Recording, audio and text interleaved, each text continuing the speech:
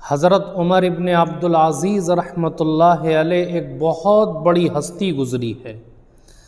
اللہ تبارک و تعالی نے حضرت عمر ابن عبدالعزیز رحمۃ اللہ علیہ کو حکومت بھی عطا کی تھی، لیکن حکومت کے باوجود انہوں نے نیکی کی زندگی گزاری، سمپل سادہ زندگی گزار کر کے دنیا سے چلے گئے۔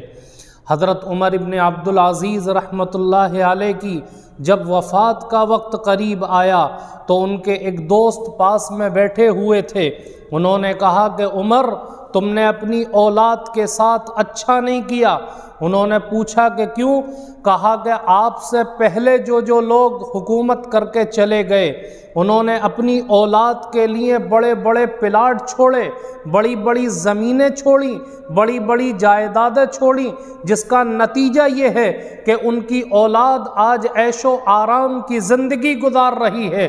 لیکن تم نے اپنی اولاد کے لیے کیا چھوڑا؟ تمہارے 11 بیٹے ہیں، آپ نے اپنی اولاد کے لیے کچھ جمع نہیں کیا۔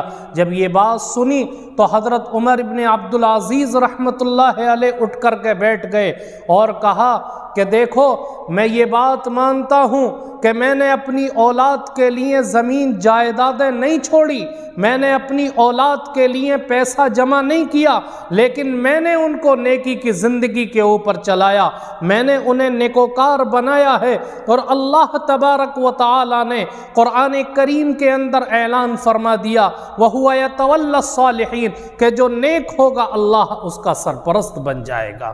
میں دنیا سے تو جا رہا ہوں، لیکن میں اپنی اولاد کو اللہ کی سرپرستی میں دے کر کے جا رہا ہوں۔ اگر یہ نیک بنے تو اچھی بات ہے، اور اگر یہ نیک نہ بن سکے تو میں ان کا بدی کے اندر کوئی تعاون نہیں کرنا چاہتا۔ میرے بزرگوں، کتابوں کے اندر لکھا ہے کہ حضرت عمر ابن عبدالعزیز رحمۃ اللہ علیہ دنیا سے چلے گئے۔ ان کے بعد جو حاکم بنا اس نے یہ سروے کرایا علاقے کے اندر کہ مجھے کچھ پڑھے لکھ کے تربیت یافتہ لوگوں کی ضرورت ہے تاکہ میں انہیں کچھ علاقے کا گورنر بنا سکوں۔ جب اس نے سروے کرایا تو حضرت عمر ابن عبدالعزیز رحمۃ اللہ علیہ کے بیٹوں سے زیادہ پڑھا لکھا، تربیت یافتہ، نیک اور صالح کوئی نظر نہیں آیا۔ چنانچہ اس حاکم نے ایک بیٹے کو گورنر بنایا، پھر دوسرے بیٹے کو گورنر بنایا، پھر تیسرے کو بنایا، یہاں تک کہ 11 کے 11 بیٹوں کو 11 صوبوں کا گورنر بنا کر کے کھڑا کر دیا۔ یہ تھا نیکی کا اثر۔ اور ایک بزرگ کہتے ہیں کہ جن لوگوں نے اپنی اولاد کے لیے جائیدادیں چھوڑی تھیں، بڑی بڑی زمینیں چھوڑی تھیں، بڑے بڑے مال و دولت کو جمع کر کے گئے تھے، ان کی اولاد ایک ایک پیسے کو ترس گئی، اور ان کے اوپر ایسے حالات آئے ہیں کہ ہم نے ان کی اولادوں کو جامع مسجد کے دروازے پر بھیک مانگتے ہوئے دیکھا، اور اسی عین وقت میں حضرت عمر ابن عبدالعزیز رحمۃ اللہ علیہ کے 11 بیٹے 11 صوبوں کے گورنر تھے۔ یہ ہوتا ہے نیکی کا اثر۔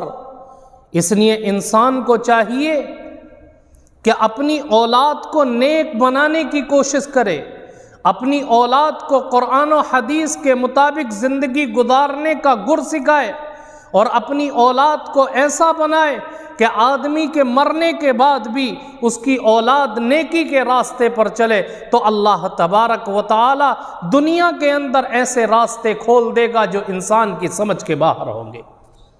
اس لیے ہمیں کوشش کرنی چاہیے کہ اپنی اولاد کے لیے زمینوں کی فکر نہ کریں، جائیدادوں کی فکر نہ کریں، پلاٹوں کی فکر نہ کریں، فیکٹریاں بنانے کی فکر نہ کریں، بلکہ اپنی اولاد کو نیک بنانے کی کوشش کریں۔